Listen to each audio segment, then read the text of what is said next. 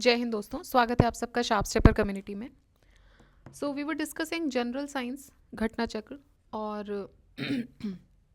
आज हम स्टार्ट करेंगे फिजिकल प्रॉपर्टीज़ ऑफ मैटर के साथ।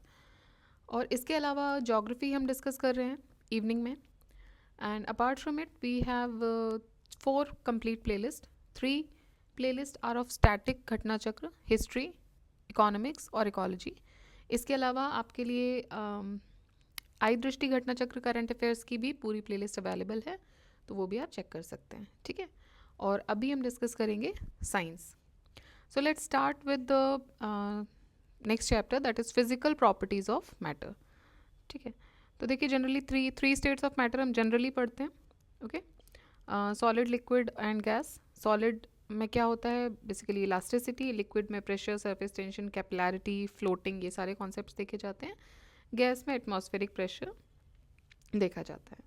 और प्लाज्मा स्टेट भी पढ़ते हैं, बाकी इसमें रिलेटेड क्वेश्चन है उससे या नहीं है वो देखेंगे। सो स्टार्ट करते हैं फर्स्ट क्वेश्चन से। Spherical form of rain drop, जो बारिश की बूंदें होती हैं वो स्फेरिकल होती हैं, वो किस वजह से होती हैं? Density of liquid, surface tension, atmospheric pressure या ग्रेविटेशनल फोर्स? तो देखिए वो होती हैं सरफेस टेंशन की वजह से। The shape of a drop of rain is constrained by the surface tension. इकट्ठी हो जाती है बिकॉज ऑफ का सरफेस टेंशन, जिससे कि उसको शेप प्रोवाइड मिलता है, जो स्फेरिकल शेप मिलता है। And for which the surface area is minimum. ठीक है, तो ऐसा शेप वो कॉन्स्ट्रेंट करते हैं जिससे कि सरफेस एरिया मिनिमम हो for the given volume.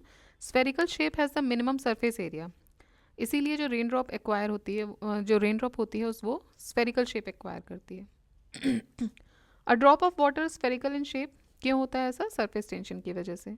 The raindrops are spherical because the water has surface tension. The tendency of liquid drop to contract and occupy minimum area, surface tension. Same question हो रहा है, देखिए। Oil spreads on water surface, क्यों? Oil जो है वो पानी के ऊपर रहता है, वो कभी मिलता घुलता नहीं है या नीचे नहीं बैठता है। क्यों होता है ऐसा? क्योंकि जो सरफेस टेंशन है ऑयल का वो पानी से कम होता है। ठीक है, जो ऑयल है it spreads on water surface because surface tension is less. Therefore जब ऑयल पोर किया जाता है पानी के ऊपर, तो greater value of surface tension of water pulls the oil in all direction as such it spreads on the water. तो हर तरफ से वो खींचने की कोशिश करती है बिकॉज पानी का सरफेस टेंशन ज़्यादा है, so it pools, and pulling की वजह से जो ऑयल है वो पूरे पे स्प्रेड हो जाता है। Kerosene oil floats on water, why? देखिए सेम ही है। अब यहाँ पे केरोसिन ऑयल आप अलग से स्पेसिफाई कर दोगे तो इस प्रॉपर्टी नहीं है। ऑयल की प्रॉपर्टी क्या है कि ऑयल का सरफेस टेंशन जो है वो वाटर से कम है, तो रीज़न वही लगेगा, its density is less than the density of water.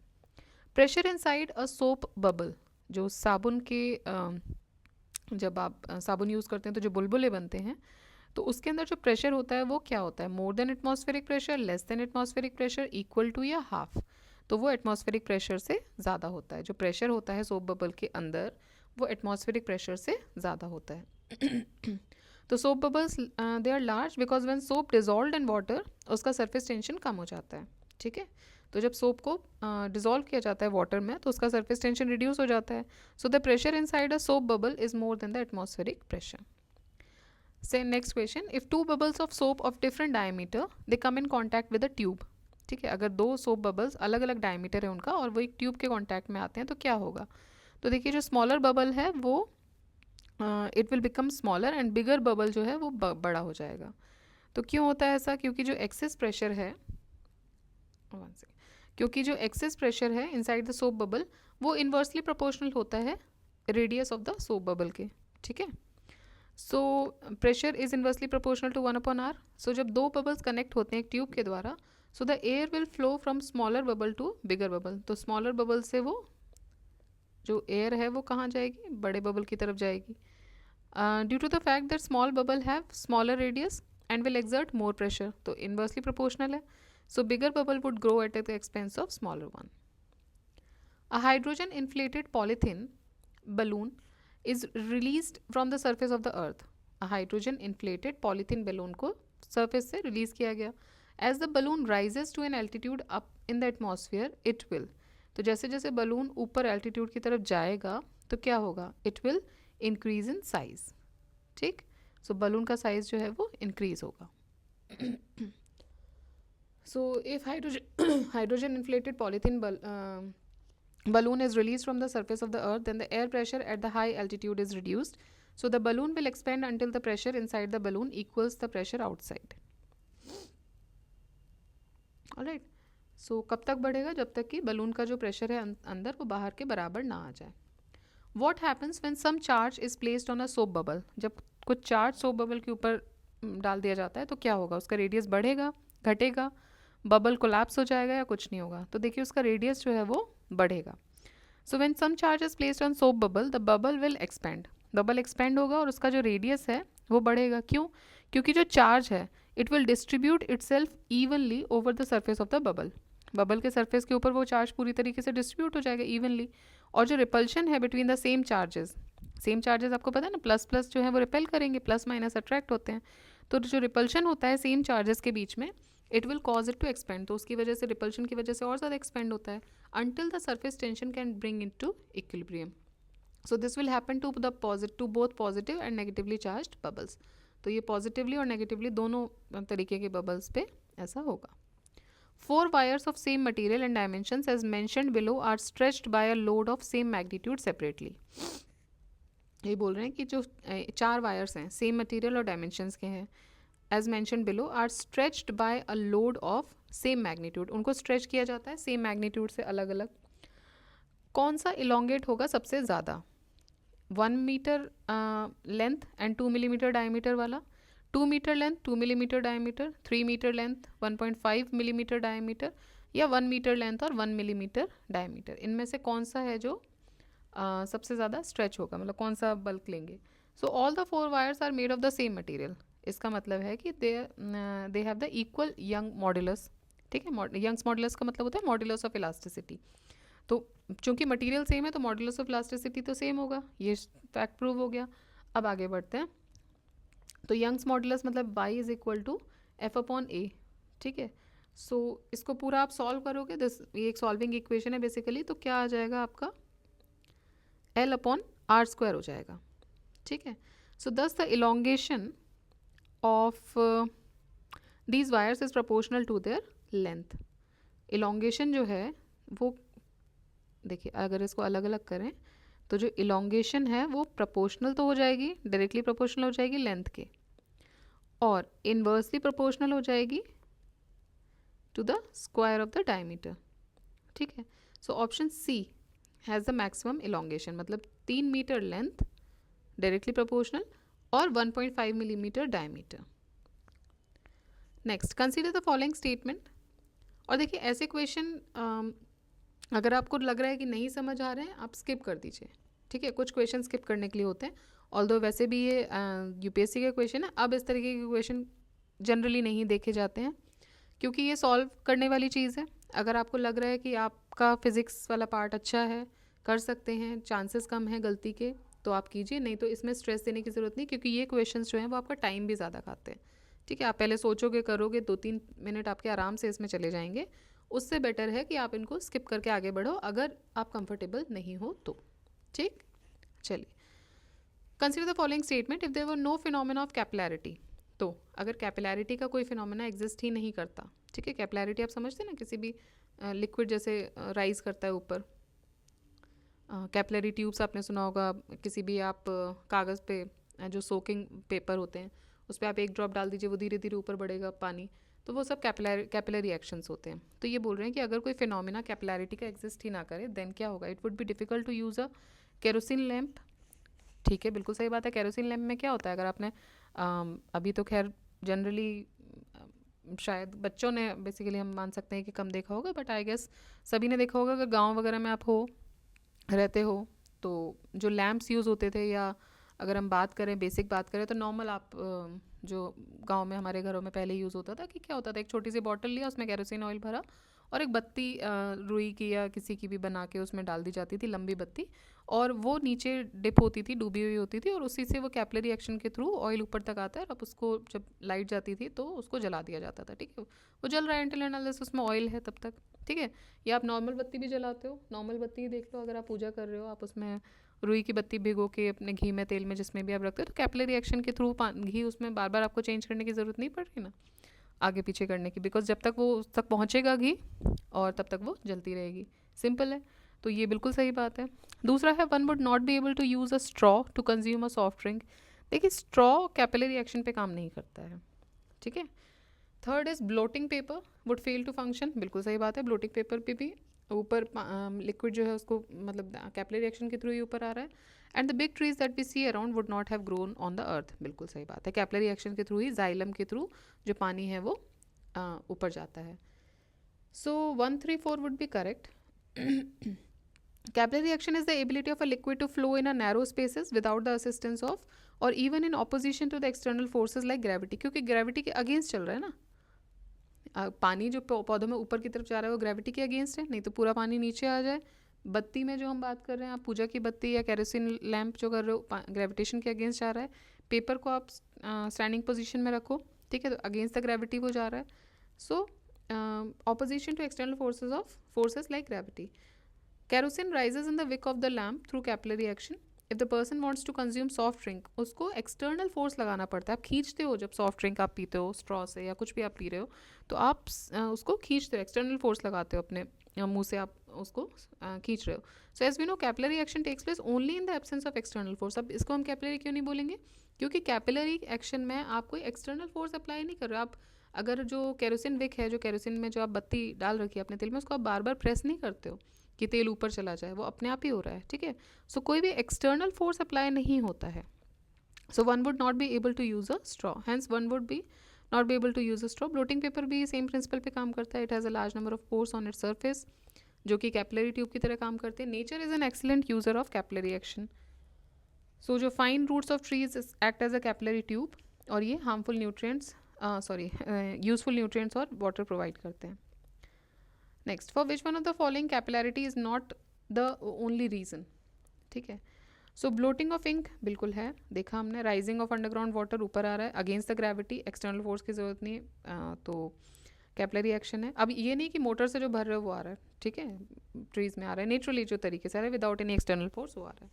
Spread of water drop on a cotton cloth, आपके कपड़े पे अगर पानी का छींटा गिर जाता है, पानी गिर जाता है, कॉटन का क्लॉथ है आपका, तो वो ईजिली वो स्प्रेड हो जाता है पूरे एरिया पे, ठीक है। आपको लगता है कि पूरे आसपास फैल गया, दिख रहा है, वो भी कैपिलैरिटी एक्शन है। Rising of water from the roots of a plant to its foliage is not the only reason, okay. तो ये बोल रहे हैं is not the only reason. अब यहाँ पे तो ओनली रीज़न क्या क्या है, कैपिलैरिटी ही है, ठीक है। अगर हम देखें, we can find several example of capillarity in a daily life, जैसे blotting soft ink by blotting paper, rising of underground water, spread of the water on a cotton cloth, rising of kerosene in the wick of the lamp. But capillarity is not the only reason for rising of water from the roots of a plant to its foliage. Apart from this, transpiration and cohesion ये भी responsible होते हैं इस process के लिए. Kerosene rises in the wick of the stove is due to capillarity और surface tension we can say out of these, क्योंकि यहाँ पे capillarity का option नहीं है. So kerosene oil जो rise हो रहा है in the stove, it is due to surface tension of the oil. The wick of the lamp has many holes which act as capillaries. So जो wick होती है उसमें बहुत सारे holes होते हैं जो कि capillary की तरह काम करती है. So kerosene keeps on rising in the capillaries. In a capillary tube, a fluid rises more as compared to water. It is due to. तो ये इसलिए होता है क्योंकि जो surface tension होता है fluid का वो water से ज़्यादा होता है, इसलिए वो comparatively ज़्यादा rise करता है. When air bubble at the bottom of the lake rises to the top, when air bubble at the bottom of the lake, ठीक है, नीचे से वो ऊपर आ रहा है कोई एयर बबल, पानी में मुझे बबूले आपको दिखते हैं, तो क्या होगा, it will increase in size, decrease in size, maintain it size या flatten into a disc like shape. तो it will increase in size, क्योंकि जब एयर बबल जो नीचे से ऊपर आता है तो प्रेशर जो ट्रैप्ड होता है of the trapped air in the bubble वो डिक्रीज हो जाता है due to decreasing vertical liquid depth. While traveling by plane, the ink of the pen starts to come out. तो जब आप प्लेन से ट्रेवल करते हो तो जो इंक है वो बाहर निकलने लगती है. ऐसा क्यों होता है, क्योंकि एयर प्रेशर ऊपर डिक्रीज हो जाता है. सो फाउंटेन पेन लीक कर जाता है हाई एल्टीट्यूड्स पे क्योंकि लो एयर प्रेशर होता है वहाँ पे. Ink inside the fountain pen has high pressure compare to the low atmospheric pressure. So जो इंक जो होती है इनसाइड द फाउंटेन पेन उसमें हाई प्रेशर होता है compared to the low atmospheric pressure outside at high altitude. So ink flows out of the pen. In automobile, hydraulic brakes work on. So hydraulic brakes principle पे काम करते हैं, question ये है, तो वो काम करते हैं पास्कल्स लॉ पे। So hydraulic brake, hydraulic press, hydraulic elevator, ये सब के सब पास्कल्स लॉ पे काम करते हैं, जो कि ये बोलता है कि that pressure exerted anywhere in a confined incompressible fluid it is transmitted equally in all directions। ठीक है, ये बोल रहे हैं कि प्रेशर कहीं भी आप लगाओ, कहीं भी exert कर रहे हो in a confined incompressible fluid, तो वो ट्रांसमिट होगा equally in all the direction throughout the fluid such that pressure variation same रहे। A sudden fall in barometer reading indicates that, अगर सडन फॉल हो जाता है बैरोमीटर रीडिंग में, तो उसमें क्या आपको इंडिकेट कर रहा है कि स्टॉर्मी वेदर होगा। Consider the figure of a fountain with 4 holes given below. Which of the hole in the fountain will throw the water farthest, इनमें से कौन सा होल जो है वो सबसे दूरी पर पानी फेंकेगा, तो वो है होल 1। सो टॉर्सली लॉ के according velocity of efflux is √2gh।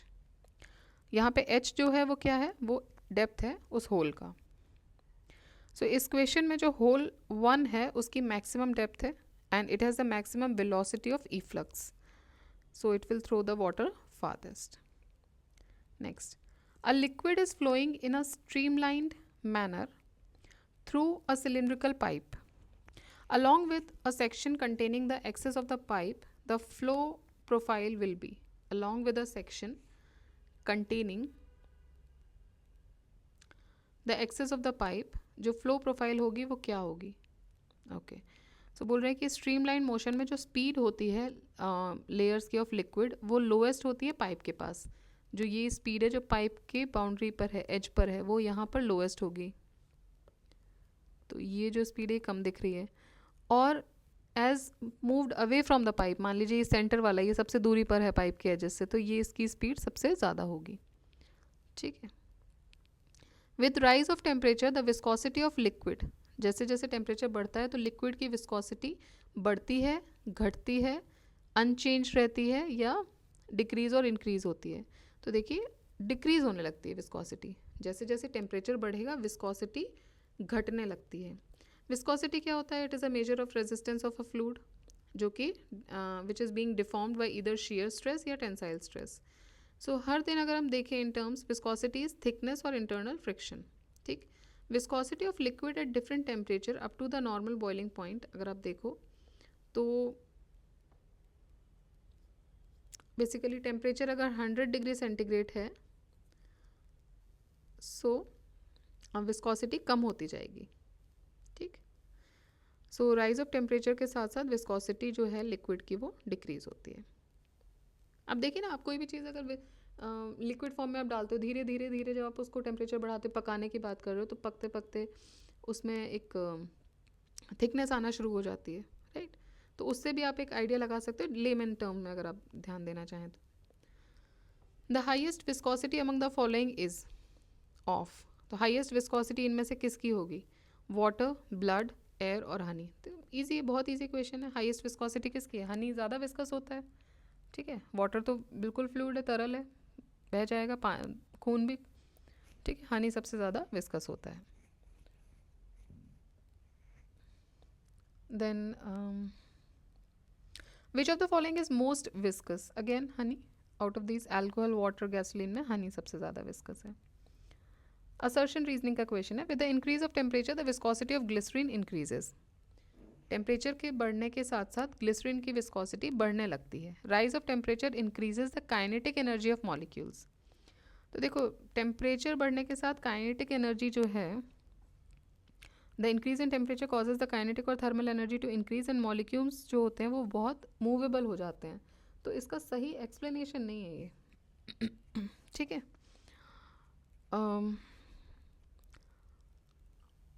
With increase of temperature viscosity जो ग्लिसरीन की है वो क्या होगी, वो कम होगी, इंक्रीज नहीं होगी। ठीक, और rise of temperature kinetic energy जो है मॉलिक्यूल्स की वो बढ़ने लगती है। The surface of a lake is frozen in severe winter. The surface of a lake वो सीवियर विंटर्स में फ्रीज हो जाती है, but the water at its bottom is still liquid. ऐसा क्यों है? Following are some options, you choose the correct answer. Ice is a bad conductor of heat, Since the surface of the lake is at the same temperature as the air, so no heat is lost. Density जो होती है water की वो maximum होती है 4 degree centigrade पे and none of the above. तो देखिए डेंसिटी ये वाला ऑप्शन सही होगा. Density of water is maximum at 4. इसकी रीजनिंग देख लेते हैं. जनरली जितने भी लिक्विड्स होते हैं वो एक्सपेंड करते हैं हीट होने पर, लेकिन वाटर इसका एक्सेप्शन है. आप देखेंगे कोई भी लिक्विड है वो जनरली क्या होगा, वो एक्सपेंड करेगा जब भी उसको आप हीट प्रोवाइड करेंगे तो. लेकिन वाटर इज़ एन एक्सेप्शन. अगर वाटर को हीट किया जाता है तो उसका वॉल्यूम जो है वो ग्रेजुअली डिक्रीज होने लगता है. This decrease in volume it continues till the temperature rises to 4 degree centigrade. ठीक है, तो ये जो डिक्रीज है वॉल्यूम है वो कंटिन्यू रहता है जब तक टेम्परेचर 4 डिग्री तक नहीं हो जाता. At the temperature over 4 degree water expand करना स्टार्ट कर देता है. 4 डिग्री से ऊपर वाटर एक्सपेंड होना स्टार्ट होता है. If then keeps expanding with the further rise in temperature till finally at 100 degree centigrade. ठीक, तो फिर 100 डिग्री तक एक्सपेंड होता रहता है. एंड देन उसके 100 डिग्री के बाद क्या होगा, बॉइलिंग पॉइंट है वो, उसके बाद स्टीम में चेंज होना शुरू हो जाएगा. So in other words 4 degree centigrade पर वाटर की least volume, water has the least volume.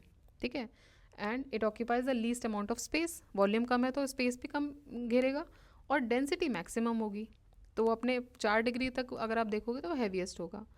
The irregular expansion of water, इसको बोलते हैं एनॉमलस एक्सपेंशन. ये जो एक्सपेंशन है it plays an important role. कैसे? By only freezing the upper layer. तो एनॉमलस एक्सपेंशन की वजह से सिर्फ ऊपर ऊपर की जो लेयर है लेक की वो तो फ्रीज हो जाती है और रिवर्स की. And during winter months colder countries में द आउटसाइड और atmospheric temperature is very low, so वो बिलो फ्रीजिंग पॉइंट पे भी चला जाता है. And the upper layers of the water in the lakes and ponds ये कूल करना स्टार्ट कर देते हैं, ठंडे होने स्टार्ट कर देते हैं. सो जब टेम्परेचर जो सरफेस लेयर का है वो 4 डिग्री तक फॉल करता है, so the water acquires maximum density. इस टाइम पर वाटर के पास मैक्सिमम डेंसिटी होती है और वो सिंक डाउन कर जाता है, नीचे बैठ जाता है. The water that sinks down it displaces water below and the lower layers of the water simultaneously ऊपर आना शुरू कर देते हैं. ठीक है, क्योंकि वाटर जो डिस्प्लेस कर रहा है नीचे वाले को, नीचे वाली लेयर ऊपर आ रही है, तो फिर से ये ठंडा हो जाएगा 4 डिग्री तक, अगेन नीचे बैठेगा. फिर टेम्परेचर जो है वाटर का body finally goes below 4 degree. So density और heaviness of the water decreases and as a result water जो है वो सिंक डाउन नहीं करता है एक पर्टिकुलर टेम्परेचर, एक पर्टिकुलर टाइम पर आकर. So surface water finally freezes at 0 then, जबकि लोअर पार्ट जो होता है वो अभी भी 4 डिग्री पर है. So light frozen layer of ice floats on top. In cold weather, aquatic animals survive even when water at the top layer of the lake freezes into ice because water has the highest density at 4 degrees. So underneath the top layer of ice, there is a layer of water. So इसको बोलते हैं winter stratification in winter bodies. Later in the winter season, the water at the top layer of the winter bodies will be ice cold, 0 degree, and are gradually frozen, but still the bottom layers जो हैं they will have liquid temperature and maintain a temperature 4 degree centigrade, जो कि support करता है the life there. Thus fishes and other aquatic animals they are saved from frozen top layer of the water. ठीक है, fish can survive in a frozen lake क्योंकि water जो होता है near the bottom does not freeze. Increasing the amount of substance does not change its. ठीक है, किसी भी सब्सटेंस के अमाउंट को आप इंक्रीज करोगे तो वॉल्यूम चेंज होगा, वेट भी चेंज होगा, मास भी चेंज होगा. डेंसिटी नहीं चेंज होती है क्योंकि डेंसिटी उसके मास और वॉल्यूम पे डिपेंड करती है. So density can be found by using the equation density is equal to mass upon volume. ठीक है, डेंसिटी जो है वो मास बाय वॉल्यूम के बराबर होती है. सो अमाउंट इंक्रीज करने पे जो डेंसिटी है वो चेंज नहीं होती है.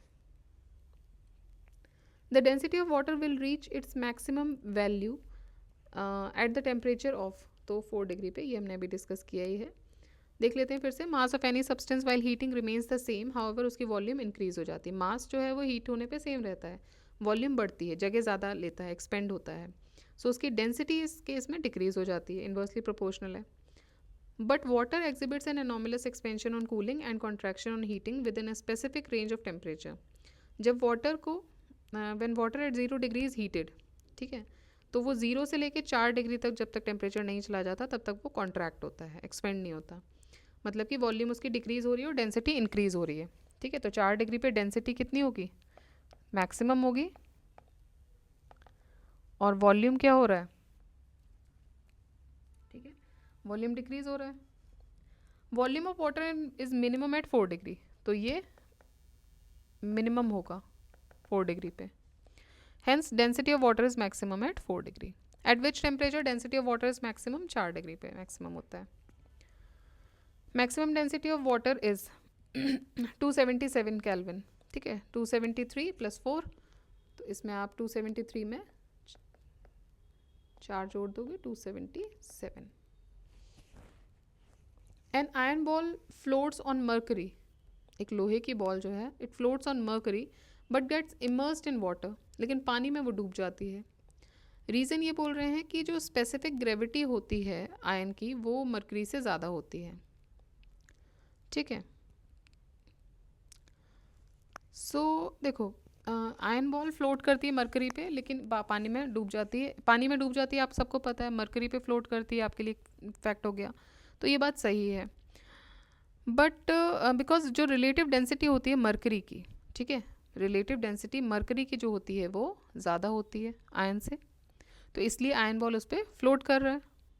हाउएवर आयन की हायर डेंसिटी होती है पानी से, तो इसलिए वो पानी में डूब जाता है, ठीक। Why does an ion nail float on mercury while it sinks in water, क्योंकि आयन की डेंसिटी जो होती है वो पानी से ज़्यादा होती है और मर्करी से कम होती है। A needle sinks in water, whereas a ship made of iron floats on it. Why? This is because the relative density of needle is greater than that of water displaced by it. So relative density को आप कैसे define करते हो? It is a ratio of the density of a particular substance with that of water. So relative density of pure water अगर आप देखोगे तो वो क्या होगी, 1 होगी. Substance having the relative density less than 1 वो पानी पे फ्लोट करेगा, लेकिन ऐसा सब्सटेंस जिसकी रिलेटिव डेंसिटी 1 से ज़्यादा है वो सिंक करेगा। So ship is design in सच अ वे कि जो उसकी इफेक्टिव डेंसिटी है वो कम रहे पानी की डेंसिटी से, and the weight of the water displaced by the ship वो इक्वल होता है, equal to the weight, so वो फ्लोट करता है पानी पे, but the density of iron needle is much larger than water, so वो सिंक कर जाती है easily. An iron needle floats on surface of water due to, तो फ्लोट किस लिए करते, floats on the surface of water due to surface tension, because upward force of the needle due to surface tension ये balance करती है the weight of the needle को। While lifting a bucket of water from a well we can feel that the bucket becomes heavier above the surface of the water, ठीक है। तो जब आप पानी से, मान लीजिए आपने कभी ऐसा किया हो एक्सपेरिमेंट, आई होप सब नहीं किया होगा, कि किसी जगह से आपने बाल्टी उसमें डाली और वहाँ से पानी खींचा ऊपर बाल्टी से, ठीक, तो जो बकेट जो होती है वो हैवी फील होती है above the surface of water, पानी से निकलने के बाद, मतलब पानी के अंदर अगर आपने बाल्टी डाली वहाँ से आप खींच रहे हो, जब तक वो सरफेस पे नहीं आ जाती है तब तक आपको उतना फील नहीं हो, सरफेस पे आने के बाद आपको वो हैवी फील होती है। तो देखिए आर्किमिडीज प्रिंसिपल के हिसाब से, Archimedes principle of flotation, object appears to be heavier in air than inside the water, और they appear to be less heavy in water. क्यों? Because water exerts an upward force, water जो है वो एक upward force उस पर लगा रहा है ऑब्जेक्ट्स पे, जो उस पर, मतलब पानी के अंदर अगर कोई चीज़ वस्तु डली हुई है तो उस पर वो कोशिश कर रहा है कि एक अपवर्ड थ्रस्ट लगाए, ठीक है। सो ये जो रिडक्शन होता है it is equal to the weight of the fluid that body displaces. 200 gram of water is filled in a weightless balloon, इसका वेट पानी में कितना होगा, तो पानी में इसका वेट होगा 0, क्योंकि weight of balloon in water, normally हम बोल रहे हैं कि वेटलेस बलून है, तो weight of balloon in water क्या होगा, वेट माइनस अपथ्रस्ट, तो वेट है 200, अपथ्रस्ट भी 200 ही लग रहा है, तो बलून क्या हो जाएगा, वेटलेस हो जाएगा। The clouds float in the atmosphere because of their low density, जो आपको बादल उड़ते हुए दिखाई देते हैं वो क्यों दिखाई देते हैं, because of the low density. Clouds form when the invisible water vapour in the air condenses into visible water droplets, जो क्लाउड्स होते हैं दे फॉर्म कब फॉर्म होते हैं, जब इनविजिबल वाटर वेपर जो होती हैं एयर में, it condenses into visible water droplets, ठीक है। दे आर सो स्मॉल कि जो इफेक्ट होता है ग्रेविटी का उन पर वो नेग्लिजिबल होता है, दस the clouds float in the atmosphere because of their low density, ठीक है। While floating in a sea, imagine कीजिए अगर क्लाउड्स पर ग्रेविटी का इफेक्ट बहुत ज़्यादा बढ़ जाता तो सारे क्लाउड ज़मीन पे ही रखे हुए हैं, है ना। तो इसीलिए एवरीथिंग इज़ डिज़ाइन कि मतलब आपको उसके पीछे एक लॉजिक है, तो वो थोड़ा सा आप सोचा करो। लॉजिक मतलब ये बहुत ही बेसिक सी चीज़ है जो हम देखते चले आ रहे हैं। फिजिक्स इज़ नथिंग, इतना परेशान नहीं होना है। अनटिल एंड अनलेस वो बहुत ज़्यादा सॉल्व करने की चीज़ आ गई है। अब आर्किमिडीज ने जो बोला है वो प्रिंसिपल के तौर पे is an Archimedes principal, but आप उसको डेली लाइफ में आप देखते हो, है ना। आप पानी भर रहे हो, आप कुएं से बाल्टी आपने कुएं में अंदर डाली लेट्स से, तो अंदर जब तक है तब तक आपको बिल्कुल वेट नहीं फील हो रहा, आप आराम से रस्सी खींच रहे हो। जैसे ही वो पानी के सरफेस के ऊपर आएगी आपको वो भारी लगने लगेगी, ठीक है। तो ये बेसिक चीज़ें हैं जो आपको मतलब आप अपनी डेली लाइफ से रिलेट कर सकते हो इनको। सो जब क्वेश्चन आए तो ये नहीं सोचना है कि भाई अगर आप इवन मैं इस I am just narrating it for those people जो दोज एस्पायरेंट जिनको ये लग रहा है कि भाई मेरा साइंस बैकग्राउंड नहीं है तो I can not you know clear this और anything. Everyone here is reading, ठीक है। और हो सकता है किसी ने 4 साल फिज़िक्स ही पढ़ी हो, 3 साल फिज़िक्स पढ़ी हो, साइंस पढ़ी हो, बायो पढ़ी हो, उसके लिए थोड़ा सा ज़्यादा इजी हो जाता होगा समझना। लेकिन ऐसा नहीं है क्योंकि वो साइंस पढ़ के भी तो हिस्ट्री पढ़ रहा है। अगर आपने हिस्ट्री से किया हुआ है तो आपकी हिस्ट्री उससे ज़्यादा बेहतर है ऑब्वियसली, उसे थोड़ा टाइम लगेगा लेकिन उसकी भी हो जाएगी। सिमिलरली आपने अगर साइंस नहीं किया है, और ये मैं बार बार इसलिए फोकस करती हूँ because I have seen people जिनका साइंस बैकग्राउंड नहीं है, they are very afraid of it, but they should not. Why? Because जब साइंस बैकग्राउंड का बच्चा आर्ट्स पढ़ के कॉन्फिडेंस लेके आ रहा है, then why can't the person who is not from science background is can be this fluent in science, है ना। कोई रॉकेट साइंस तो है नहीं कि अलग से आपको उसके लिए ट्रेनिंग लेनी पड़ रही है। बेसिक चीज़ें हैं, बहुत ही बेसिक चीज़ें, सिंपल आप लॉजिक लगाइए और अप्लाई कीजिए उसको, आंसर्स आ जाएंगे। बहुत ज़्यादा कहीं लग रहा है कि पॉसिबिलिटी है कि नहीं समझ आ रहा है, आई थिंक उन पर्टिकुलर क्वेश्चंस में स्किप करना बेटर होता है। अनटिल एंड अनलेस अब बिल्कुल ही ऐसा हो गया कि आपको 1-2 क्वेश्चंस पे ही रुक रही हैं चीज़ें, या आपको लग रहा है कि इतने कर लेंगे तो कट ऑफ जो है वो क्लियर हो जाएगा, वो बात की बात है, वो लास्ट राउंड में आप करो, ठीक है। इनिशियली अगर आपको ऐसा लग रहा है कि कोई भी ऐसा क्वेश्चन है जहाँ पे चांसेस मतलब कम है सॉल्व होने के, तो आप उसको स्किप कर दीजिए, ठीक। When there is a negative marking of course. While floating in a sea, what part of iceberg is above the surface of the sea? तो जब देखिए एक हिस्सा नीचे होता है, 9 हिस्से ऊपर, मतलब बेसिकली जो above the surface एक हिस्सा ऊपर होता है, बाकी सब नीचे होता है। So 1/9.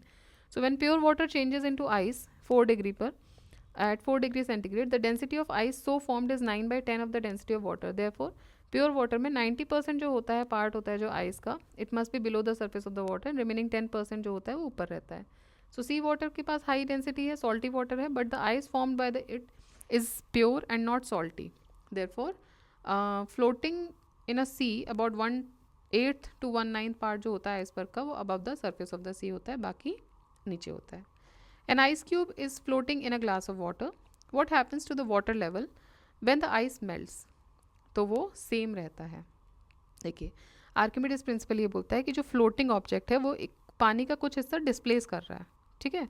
आपने ग्लास में पानी भरा, उसके अंदर आपने आइस को डाला, तो जो आइस जिस सतह पे फैल मतलब घूम रही है वहाँ पे वो कुछ हिस्सा डिस्प्लेस कर रही है पानी का, ठीक। And an amount of water equal to its own weight, अपने वेट के बराबर हिस्सा उसने डिस्प्लेस किया। सो जो वाटर लेवल होगा वो सेम रहेगा जब आइस क्यूब मेल्ट होगी तब भी। A body floats at 4 degree water. If temperature reaches 100 degree centigrade, तो क्या होगा? एक बॉडी 4 डिग्री सेंटीग्रेड वाटर पे फ्लोट कर रही है, अगर टेम्परेचर 100 डिग्री पहुंच जाएगा तो क्या होगा? तो बॉडी सिंक कर जाएगी, ठीक है।